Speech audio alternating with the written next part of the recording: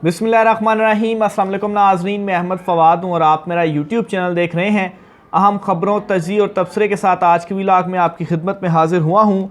आज की व्लॉग में 3 बड़ी अहम खबरें हैं जो मैं आपके साथ शेयर करूँगा। सबसे पहली और बड़ी खबर सुप्रीम कोर्ट ऑफ पाकिस्तान से है, क्योंकि चीफ जस्टिस उमर अता बंदयाल ने जाते जाते सनसनीखेज़ और धमाका खेज़ जो फ़ैसला है वो सुना दिया है। चीफ जस्टिस उमर अता बंदयाल जो कि बिल्कुल अपने आखिरी हफ्ते में हैं, और आपको याद भी होगा कि मैंने आपसे कहा था कि जो सितंबर के ये 16 दिन होंगे चीफ जस्टिस उमर अता बंदयाल के, इसमें वो बड़े बड़े फ़ैसले सुनाएंगे, जिनमें से एक फ़ैसला आज उन्होंने सुना दिया है। और इस फ़ैसले के अंदर कैसे शहबाज और उनकी जो काबीना है उनके लिए तौहीन अदालत है मंजी ठोक कर रखती है। चीफ जस्टिस उमर अता बंदयाल ने जस्टिस काजी फ़ाइज़ ईसा कैसे देखते रह गए, सारे का सारा मामला कुछ तफसीलात आपके साथ में शेयर करूंगा। दूसरे नंबर पर नाज़रीन, जज अबू अल हसनात जो कि इमरान खान साहब का साइफ़र केस में ज़मानत सुन रहे हैं, उन्होंने ये कहा था कि वो दिलावर नहीं बल्कि वो दिलेर हैं, लेकिन अमली तौर के ऊपर वो ख़ुद को दिलावर ही साबित कर रहे हैं।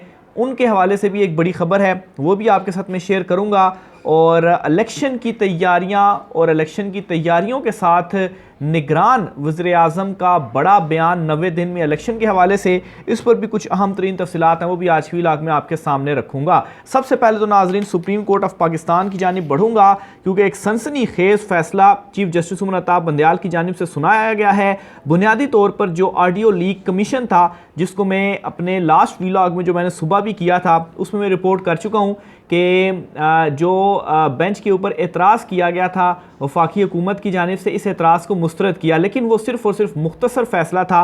असल जो सारी कहानी है, ये कहानी छुपी हुई है। जो तफसीली फ़ैसला उसके बाद 12:13 के ऊपर जो है वो जारी किया गया, और इस फैसले के अंदर ऑडियो लीक्स के हवाले से तो जिक्र ज़रूर किया गया और मुस्तरद भी किया गया है, लेकिन ये फ़ैसला ऑडियो लीक्स के हवाले से कम, बल्कि ये पूरी की पूरी एक चार्ज शीट है पीडीएम हुकूमत के ऊपर। शहबाज और वुसरा जो हैं, जो उसकी काबीना में शामिल थे, उन पर यह तौहीन अदालत है। ये फ़ैसले में क्या कहा गया, ये तफसीलात सुने। सबसे पहले तो सुप्रीम कोर्ट ऑफ पाकिस्तान ने 32 सफ़हात पर मुश्तमिल ये फ़ैसला अपना दिया है, जिसे चीफ जस्टिस उमर अता बंदयाल साहब की जानिब से ख़ुद तहरीर किया गया। और इसमें यह कहा गया कि 3 जजिस पर उठाए गए एतराज़ात की कानून की नज़र में कोई अहमियत नहीं है। बेंच पर एतराज़ की दरख्वास्त अच्छी नीयत के बजाय बेंच के रुकन पर हरासा करने के लिए दायर की गई। तो बड़ा सख्त ये फ़ैसला और बड़े सख्त अल्फाज इसमें इस्तेमाल किए गए हैं। आगे चलकर वो चार्ज शीट और इलेक्शन के हवाले से भी, ख़ास तौर पर जो मौलाना फजल रहमान का धरना, उसकी तरफ भी मैं आता हूँ, लेकिन एक तरतीब से शुरू से आपको जो है वो मैं लेकर चलूँगा। मज़ीद इस फैसले में वो कहते हैं कि review of judgment and orders कानून को सुप्रीम कोर्ट गैर आइनी करार दे चुकी। वफाकी हुकूमत ने मुतअद्दिद आइनी मुकदमात से जजिस को अलग करने के लिए दरखास्तें दायर की। ऑडियो लीक कमीशन में भी ऐसे ही मफादात का टकराव और तासुब जैसी जो दरख्वास्त थी वो दायर की गई, और ये दरख्वास्त उस वक्त की वफाकी हुकूमत यानी कि शहबाज हुकूमत की जानिब से, पीडीएम हुकूमत की जानिब से दायर की गई। ऑडियो लीक्स केस के खिलाफ एतराज़ की दरख्वास्त दायर करने का मकसद चीफ जस्टिस उमर अता बंदयाल को बेंच से अलग करना था। तो ये आप वर्डिंग जो है वो सुन लें कि किस कदर ये सख्त चार्ज शीट उमर अता बंदयाल साहब चीफ जस्टिस साहब की जानिब से लगाई गई। वफाकी वुज़रा ने मुख्तलिफ मुकदमात सुनने वाले जजिस के ख़िलाफ़ बयानबाजी की। उस वक्त जो पार्लियामेंट से बयानबाजी हुई, और फिर उसके बाद जो मौलाना फजल रहमान धरना लेकर आए, वहाँ पर जो बयानबाजी हुई, उस वक्त तो उमर अता बंदयाल साहब जो थे वो खामोश थे, लेकिन अब फैसले में उन्होंने ये तमाम तर बातें की हैं। लेकिन खैर सवाल उन पर यह भी उठ रहा है कि आपने इस तमाम तर दबाव के बाद आप खामोश हो गए, आपने कोई एक्शन नहीं लिया, और अब जाते जाते आप एक तहरीरी फ़ैसला जारी कर रहे हैं और उसमें रिटर्न में ये सारी चीज़ें ले रहे हैं। खैर अब भी वक्त है कि आप कोई एक्शन ले सकते हैं, लेकिन एक्शन नहीं लिया गया, सिर्फ़ और सिर्फ फ़ैसला तहरीर कर जो ये किया गया उसमें सिर्फ इन चीज़ों को हाईलाइट किया गया। तो बहरहाल आगे वो कहते हैं जी कि वुज़रा का इश्तियाल अंगेज़ बयानात का मकसद वफाकी हुकूमत के एजेंडे को तक़वियत देना था। सुप्रीम कोर्ट ने वफाकी हुकूमत के इन मुकदमात को इंतहाई तहम्मुल और सब्र से बर्दाश्त किया। किसी अदालती फ़ैसले पर हतमी अदालती फ़ैसले की पाबंदी लाजिम है। फ़ैसले पर अमल दरामद ना करने पर आइन में नताइज दिए गए हैं, और ये भी अच्छा आइन में नताइज दिए गए हैं।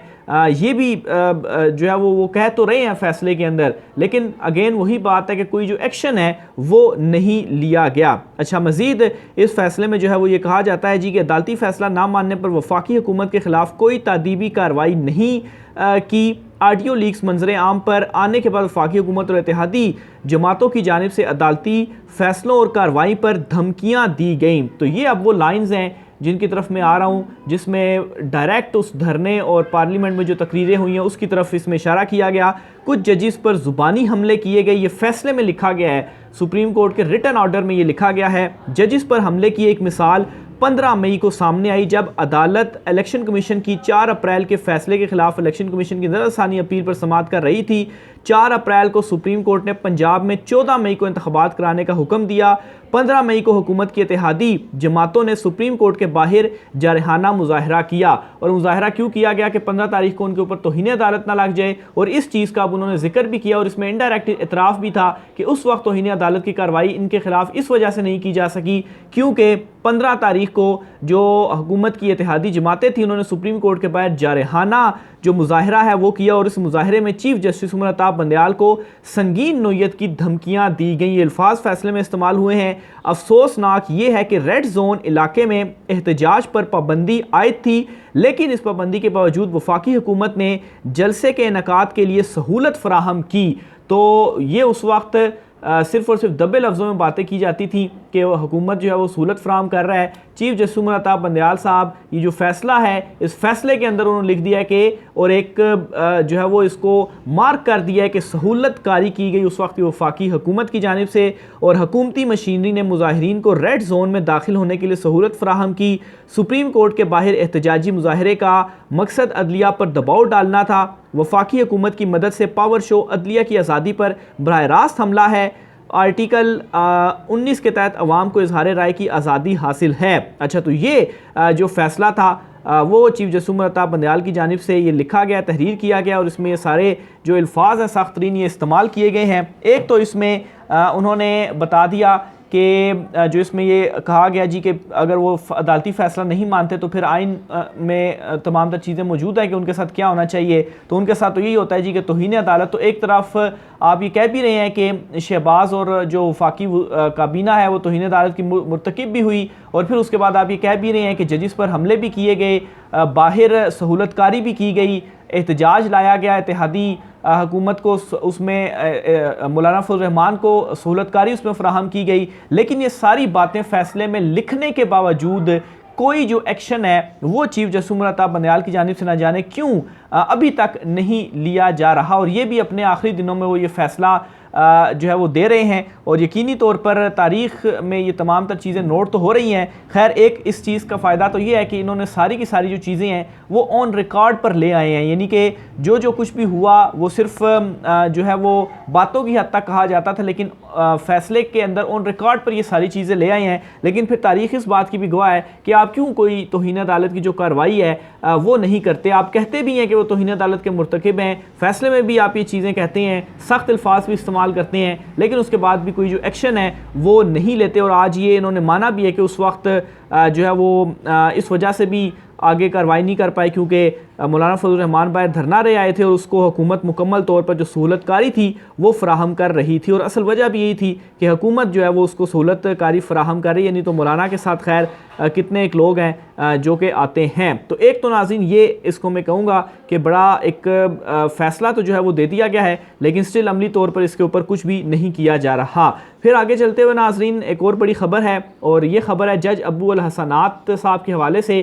तो ये जो है वो मंडे वाले दिन से छुट्टी पर चले गए थे।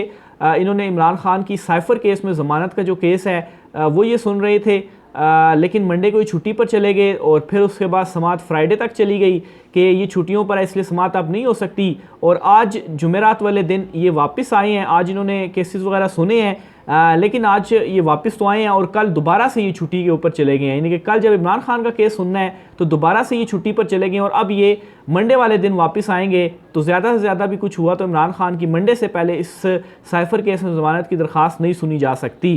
तो यही जज साहब थे, जज अबू अल हसनात ज़ुल्करनैन साहब, ये कहते थे कि इन्होंने ख़ुद कहा जी कि मैंने खान साहब से कहा कि मैं दिलावर नहीं हूँ, मैं दलेर हूँ, लेकिन इस वक्त की जो सारी सूरत हाल चल रही है उसमें आप दिलावर ही साबित हो रहे हैं, क्योंकि वहाँ पर भी इमरान खान का जो मुकदमा था वो इसी तरह से चलता रहा। ट्रायल जो है वो तमाम तर इंसाफ के तकाज़ों को पीछे करते हुए तेज़ी से चलाया गया और सज़ा सुनाई गई, और आप जो है वो यहाँ पर जो दरख्वास्त ज़मानत लगी हुई है वो दरख्वास्त ज़मानत इमरान खान साहब की अभी तक सुनी ही नहीं जा रही। तो बहरहाल ये इनके हवाले से एक अपडेट थी। फिर इसके अलावा परवेज़ इलाही साहब जो थे, इन्हें आज दोबारा अदालत में पेश किया गया और इनके जिस्मानी रिमांड की जो इस्तदा है वो अदालत में की गई, लेकिन अदालत ने इनके जिस्मानी रिमांड की इस्तदा मुस्तरद आज कर दी है और परवेज़ इलाही साहब को जुडिशल रिमांड 14 रोज़ा जुडिशल रिमांड के ऊपर अडयाला जेल भेज दिया है। और इस पर आज ये भी हुआ है कि चूँकि परवेज़ इलाही साहब जुडिशल रिमांड पर अब चले गए हैं तो साथ ही इनकी जो ज़मानत की दरख्वास्त है वो भी अदालत में दायर कर दी गई है। खैर अभी इसके ऊपर समाअत तो नहीं हुई, लेकिन एक जो प्रोसीजर होता है उसके तहत जब आप रिमांड पर होते हैं, जिस्मानी रिमांड पर होते हैं, तब तो ज़मानत दायर नहीं होती, लेकिन जब आप जुडिशल हो जाते हैं फिर आप ज़मानत की दरख्वास्त दायर कर सकते हैं। तो ये एक जो नया केस परवेज़ इलाही के ख़िलाफ़ था और इसमें चूँकि अब परवेज़ इलाही साहब जो हैं वो जुडिशल हो चुके हैं तो इसलिए अब इनकी जो ज़मानत की दरख्वास्त है वो दायर हो गई है। और ज़मानत की दरख्वास्त के ऊपर अदालत ने क्या किया है जी कि जो नोटिसेस हैं वो भी जारी कर दिए हैं फ़रीक़ैन को, और 11 सितंबर को परवेज़ इलाही साहब की अब जो ज़मानत की दरख्वास्त है उसके ऊपर समाअत होगी। तो देखते हैं 11 को परवेज़ इलाही साहब को ज़मानत मिलती है या नहीं मिलती। और जज अबू अल हसनात ज़ुल्करनैन साहब भी थे जिन्होंने आज, चूँकि वो मौजूद थे, आज उन्होंने समाअत की है, कल वो छुट्टी पर होंगे, तो इनका बड़ा दिलचस्प मुकालमा भी हुआ परवेज़ इलाही साहब से, वो भी मैं आपके सामने रखता हूँ। फिर परवेज़ इलाही साहब को आज अदालत में एक फ़ोन भी आया शेख रशीद का, इस पर उन्होंने क्या गुफ्तगू की ये फिर आगे चलकर आपको बताता हूँ। तो जो मुकालमा हुआ है जी वो ये हुआ है जी कि परवेज़ इलाही से जेल में फ़ैमिली की मुलाकात और खाने की बुनियादी तौर पर दरख्वास्त दी गई थी। इस पर जो है वो जज अबू अल हसनात ज़ुल्करनैन साहब ने कहा कि परवेज़ इलाही की फ़ैमिली से मुलाकात करवाएँ। परवेज़ इलाही साहब जो हैं वो सामने आए, जिस पर परवेज़ इलाही रोस्टम पर आ गए और कहा जी बहुत मेहरबानी, बहुत शुक्रिया, पंजाब की कोई जेल रह नहीं गई जहाँ मुझे भेजना हो।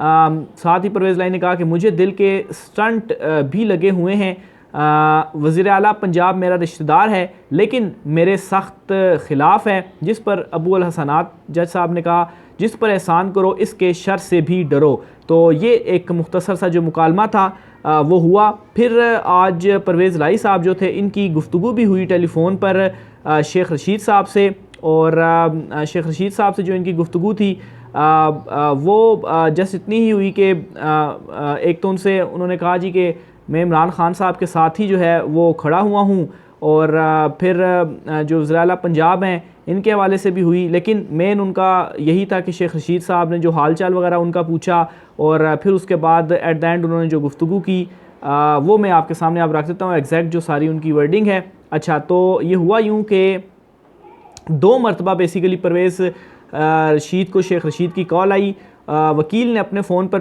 परवेज़ इलाही की शेख रशीद से बात करवाई। मुझे 2 दिन थाना CIA में रखा गया, जिसमें आपको भी रखा गया था। ये परवेज़ इलाही ने शेख रशीद साहब से कहा बहुत जालिम लोग हैं, मैंने बताया दिल में स्टंट पड़े हुए हैं। परवेज़ इलाही ने कहा आपके बारे में बता रहे थे कि जब शेख रशीद गिरफ़्तार थे तो इन्हें बुखार था। ये परवेज़ इलाही ने शेख रशीद को कहा कि मज़ीद वो कहते हैं जी कि उन्होंने बताया कि शेख रशीद को रज़ाई नहीं देनी। परवेज़ इलाही की शेख रशीद से फ़ोन पर बात, परवेज़ इलाही ने वज़ीर आला पंजाब का भी फ़ोन पर तस्करा किया। परवेज़ इलाही ने कहा जी कि वज़ीर आला पंजाब मेरा रिश्तेदार है लेकिन हालात आपको मालूम हैं, चेयरमैन PTI इमरान खान आपके लिए 200% कोशिश कर रहे हैं, इमरान खान के साथ खड़े हैं, इन्हें सब मालूम है, PTI में बाकियों का आपको मालूम है। ये सारी गुफ्तगू परवेज़ इलाही की है जो कि दूसरे एंड पे शेख रशीद साहब से कर रहे थे, क्योंकि वो अदालत में बोल रहे थे तो परवेज़ इलाही की गुफ्तगू तो सुन ली थी लेकिन दूसरे एंड पे शेख रशीद क्या जवाब दे रहे थे वो नहीं सुना जा सका। बहरहाल गुज़श्ता रोज़ मीडिया को मैंने बताया कि मुझे शुजात हुसैन ने कहा कि इमरान खान को नहीं छोड़ना, बताएं फिर शेख साहब कैसा बयान दिया मैंने। परवेज़ इलाही ने शेख रशीद से ये जो गुफ्तगू है वो की। तो ये आज कमरा अदालत का थोड़ा सा माहौल था जो कि परवेज़ इलाही साहब की जानिब से आज उनको पेश किए जाने के बाद ये जो डिटेल्स थी वो सामने आई। आखिर में नाज़रीन, निगरान जो वज़ीर आज़म है काकड़ साहब वो ये कहते हैं कि अगर सुप्रीम कोर्ट ऑफ पाकिस्तान ये हुक्म देती है कि 90 दिन के अंदर इलेक्शन करवाएं तो हम 90 दिन के अंदर इलेक्शन करवा देंगे। ये उनका खैर बयान है, ऐसे बयान पहले भी आते रहे हैं, लेकिन असल में इलेक्शन की जहाँ से इजाज़त मिलनी है वहाँ से जब मिल जाएगी तो फिर इलेक्शन हो जाएंगे। दूसरी तरफ इलेक्शन कमीशन ने आम इंतखाबात की जो तैयारियाँ हैं वो भी शुरू कर दी हैं। ये भी एक खबर आज सामने आई है। आइंदा आम इंतखाबात में नताइज की वसूली के लिए इलेक्शन मैनेजमेंट सिस्टम तैयार। इलेक्शन कमीशन ने इलेक्शन मैनेजमेंट सिस्टम पर इलेक्शन अमले की ट्रेनिंग का आगाज़ कर दिया। इलेक्शन कमीशन ने ट्रेनिंग के हवाले से तमाम सूबाई इलेक्शन कमिश्नर्स को भी मरासले लिख दिए हैं। EMS पर ऑपरेटर्स को 14 ता 16 सितंबर तक ट्रेनिंग दी जाएगी। रीजनल, सूबाई और ज़िले इलेक्शन कमिश्नर्स को जुलाई में ट्रेनिंग दी जा चुकी है। इलेक्शन कमीशन आइंदा आम इंतखाबात में नताइज की वसूली के लिए इलेक्शन मैनेजमेंट सिस्टम का इस्तेमाल जो है वो करेगी। तो ये नाज़रीन आज की कुछ अहम तरीन तफसीलात थी। राय का सार कीजिएगा। मुझे इजाज़त दीजिए। अल्लाह हाफ़िज़।